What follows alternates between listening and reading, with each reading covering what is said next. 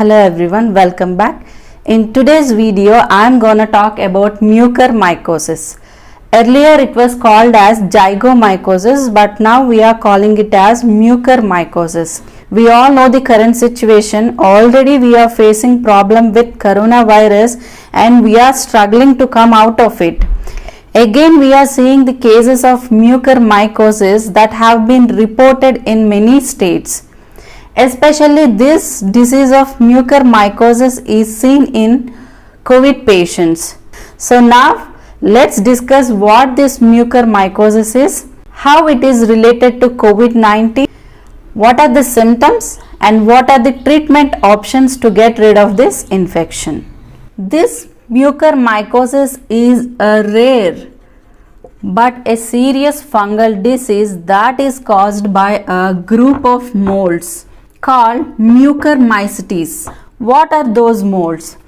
Those include Rhizopus species, Mucor species and Rhizomucor species.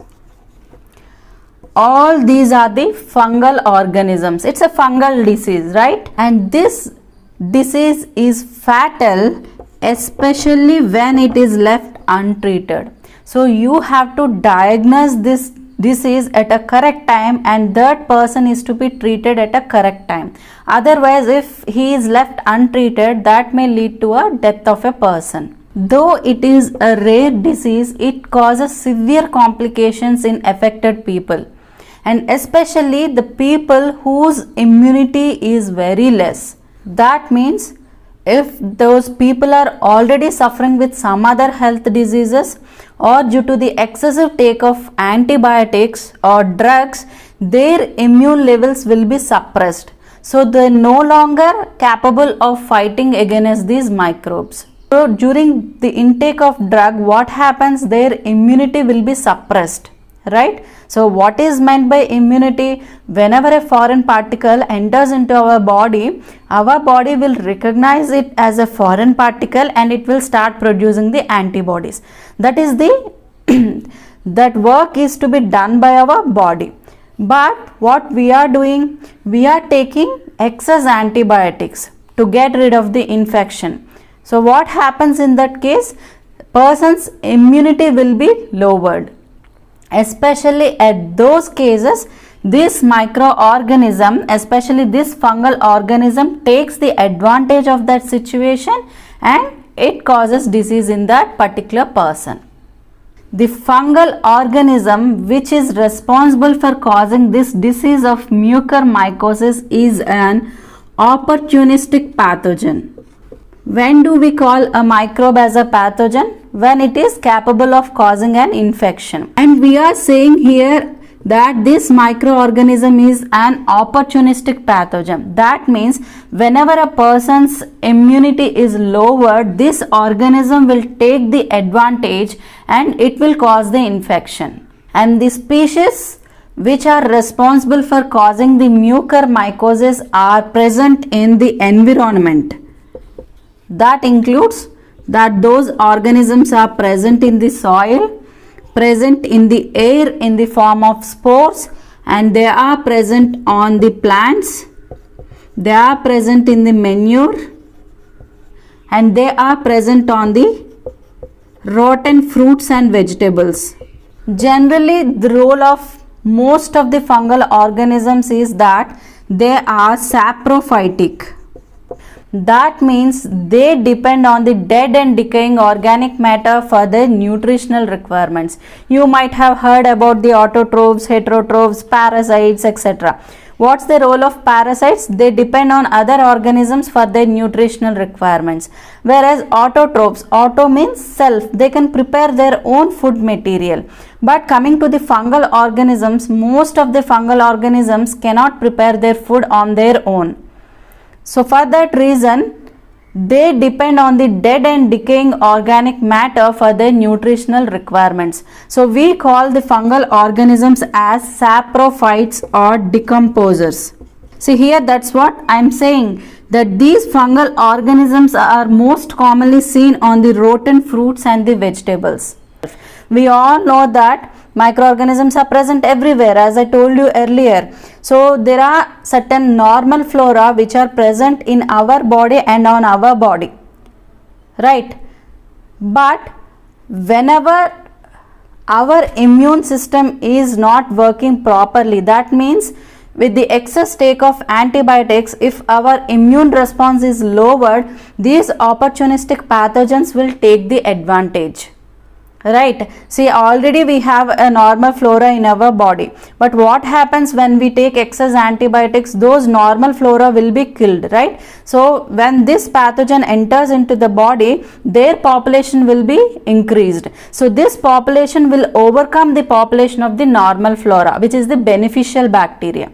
So here we need beneficial bacteria, but we don't need any pathogenic bacteria, because these pathogens will create infection when they enter into the body. But what happens when we take more amount of antibiotics? These antibiotics along with the pathogenic bacteria, they will kill this normal flora. They will kill this beneficial bacteria also. That leads to the disturbances in the biological ecosystem. So this pathogenic load will overcome the beneficial bacteria, where they take active part, causing the infection in the humans. And in this disease of mucormycosis, initially the infection will be in sinuses, and from there they affect the lungs. Of course, this infection will spread to the other parts of the body, affecting the lungs, liver, heart, kidney, spleen, etc., causing the death of a person. And these fungal organisms, as I told you just now, that is Rhizopus or Mucor or Rhizomucor species, which are responsible for causing this mucormycosis disease, will enter into the human body either by ingestion, inoculation, or by inhalation. See, here I already told you that these organisms are present in air in the form of spores. So whenever a person inhales those spores, the organism will enter into the body, or it can enter by inoculation, that is through the skin. If a person is having a cut on the skin or wound on the skin, what happens? The organism can easily enter through those wounds. And moreover, it can also enter through ingestion, that is through oral route. Clinical sign of mucormycosis is the rapid onset of tissue necrosis. Necrosis is the result of invasion of blood vessels, right? Followed by the subsequent thrombosis.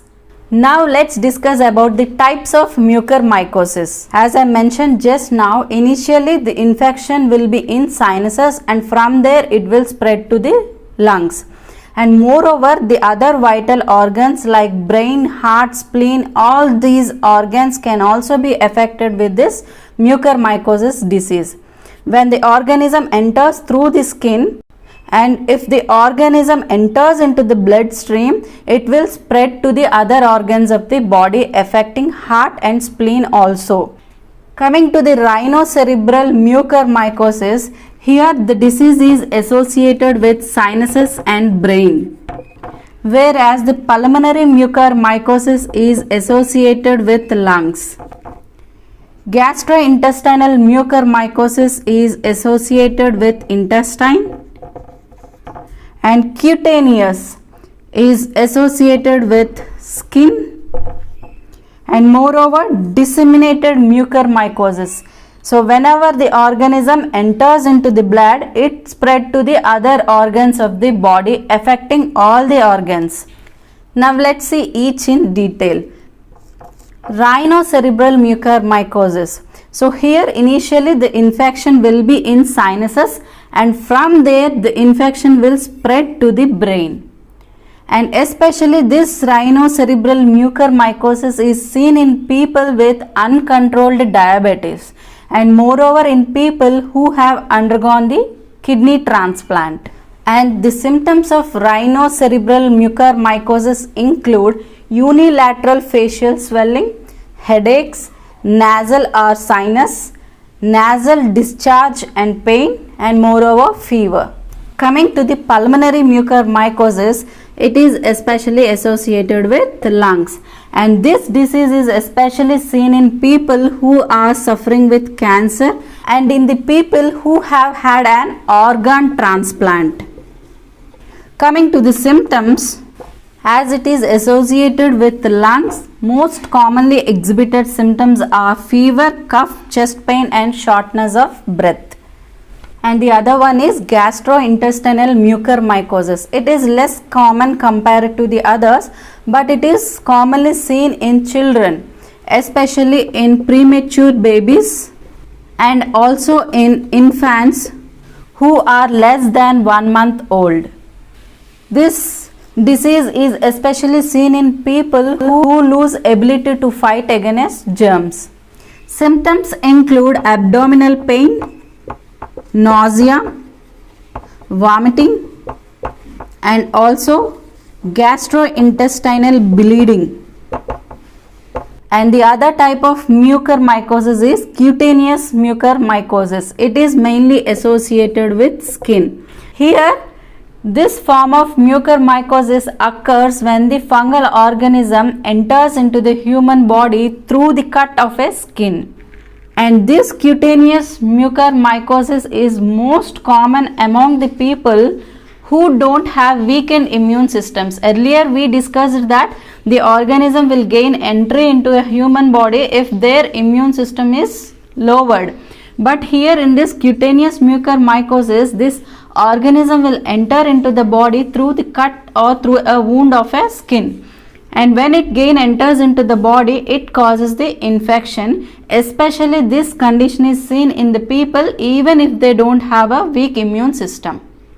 And the symptoms of cutaneous mucormycosis include blisters or ulcers on the skin.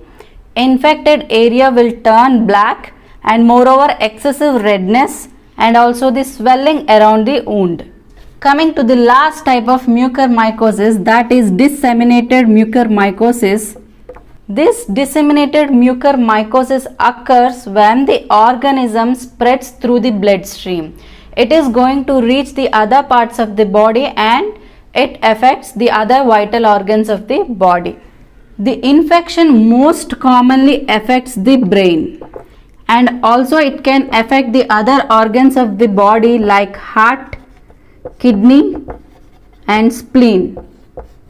This is about the types of mucormycosis. Let's see the common symptoms that are being exhibited by a person who got affected with this mucormycosis disease. Symptoms of mucormycosis in common includes fever, coughing, shortness of breath, vomiting, swelling and pain around the eye and nose, facial swelling, change in the mental status, numbness and also blurred vision. These are some of the common symptoms that are being exhibited by a person who got infected with this fungal organism, exhibiting the disease of mucormycosis. Now let's discuss how this disease of mucormycosis is linked with COVID-19. Generally, when a person is infected with coronavirus, if he is admitted in hospital, if he has a breathing problem, then that person is provided with the oxygen support, right? See, generally those humidifiers were being filled with the pure quality waters, and moreover they were not washed properly. So what happens? That leads to the cause of this mucormycosis. So according to the ICMR guidelines, it is suggested to clean those cylinders well and then fill it with the sterile waters. Then it should be given to a patient who is in need of this oxygen therapy. Moreover, doctors, when they are under pressure, they were giving steroids to these corona patients as a part of the treatment. But with the excess use of steroids and drugs, what happens? Their immunity will be suppressed. So as I told you earlier, this organism is an opportunistic pathogen. Whenever a person's immune levels are suppressed, this organism will take the advantage. So it is suggested not to give excess steroids to a patient. And it's not like all the corona patients are going to experience this mucormycosis. Only certain individuals are prone to this disease, especially if their health condition is not good. That means if they are suffering with any other health diseases, or if their immune levels are lowered or suppressed, they are especially at risk of acquiring this infection. Let's see in detail about the people who are in risk. If they are suffering with diabetes mellitus, we all know that India have a huge diabetic population where the sugar levels are not controlled, and this fungal organism especially feeds on those high sugars, and it causes serious complications in those diabetic people. So especially the diabetic people should control their sugar levels to get rid of this infection. Moreover, it is also seen in the patients who are on steroids. When they use excess drugs, what happens? Their immunity will be lowered. Then this organism will take the advantage, causing the infection. And also, as I mentioned, people who have low immunity are more prone to this infection because they lose the capability to fight against the germs. And moreover, people who are suffering with the other infections like HIV/AIDS, tuberculosis and also cancer, they are more prone to this mucormycosis disease, which is caused by a fungal organism. It is a fungal disease and it is a fatal disease because the mortality rate is 50%. Don't worry, it can be cured if it is diagnosed at a correct time. And moreover, this disease is not contagious. That means it is not going to spread from one person to the another person.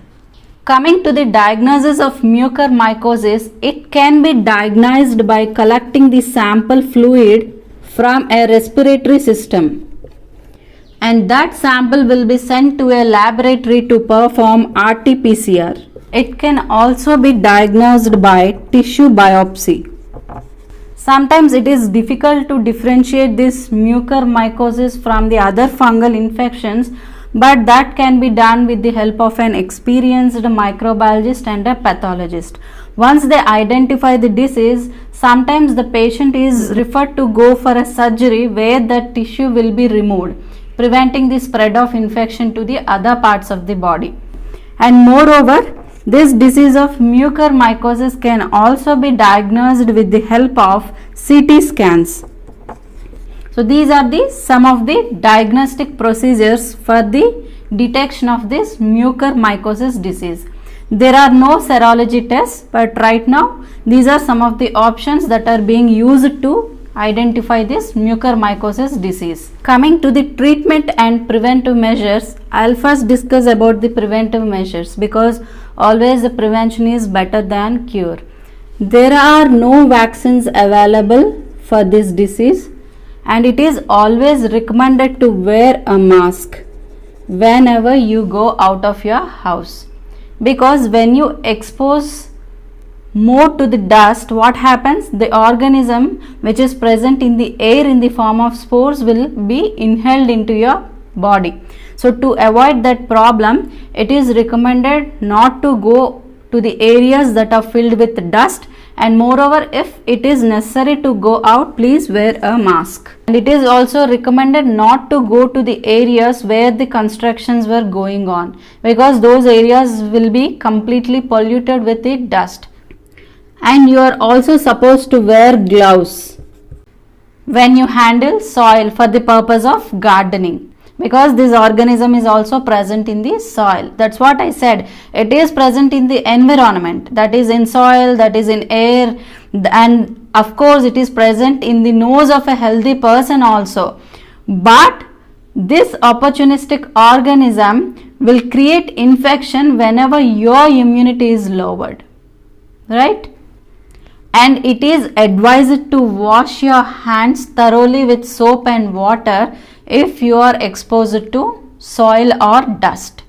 Coming to the treatment, most of the patients who are suffering with this mucormycosis are suggested with antifungal drugs. That includes amphotericin B, posaconazole and also isavuconazole. Mostly this amphotericin B is suggested as a first line of treatment. Remember, early diagnosis is very important to save a life of a person. Once the disease is diagnosed, the proper medication should be given. That is, he should be treated with the antifungal drugs at a correct time.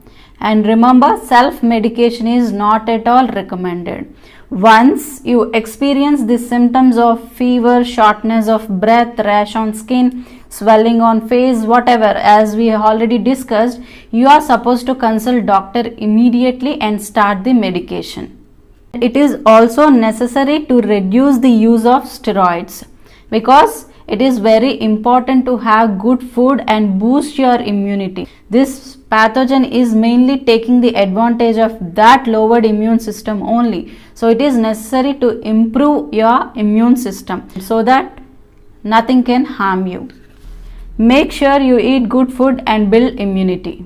If your immune levels are good and if you are capable of fighting against the germs, you can easily recover from this kind of infectious diseases.